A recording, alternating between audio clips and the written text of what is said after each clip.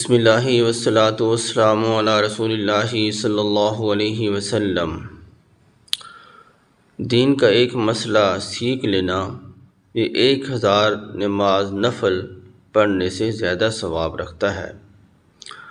تو آج نماز کے اندر بہت ہی ایک عام غلطی کی جاتی ہے، مسجد کے اندر بھی کی جاتی ہے، اس کے متعلق نشاندہی کرنی ہے کہ انگلیوں کو چٹخانا، انگلیوں کے ساتھ کھیلنا، اس کے اندر سے آوازیں نکالنی مسجد کے اندر اور نماز کے اندر یا نماز سے پہلے، تو اس کا کیا حکم ہے؟ نماز کے اندر انگلیوں کا چٹخانا یہ مکروہ تحریمی ہے، فقہاء نے اسے مکروہ تحریمی لکھا ہے۔ اور اسی طرح نماز کی انتظار میں بیٹھنا اور اس کے دوران انگلیوں کے ساتھ کھیلتے رہنا یہ بھی مکروہ ہے، مسجد کے آداب کے خلاف ہے اور ایک فضول عمل ہے، اور یہ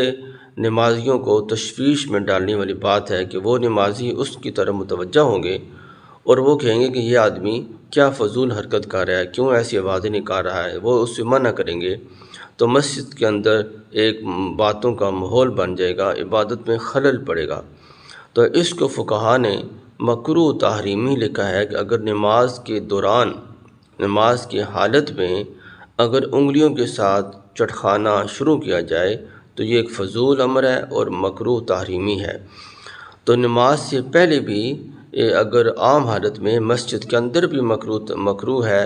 اور مسجد کی آداب کے خلاف ہے، مسجد کے باہر بھی اگر راحت حاصل کرنے کے لیے انگلیوں کو چٹخانا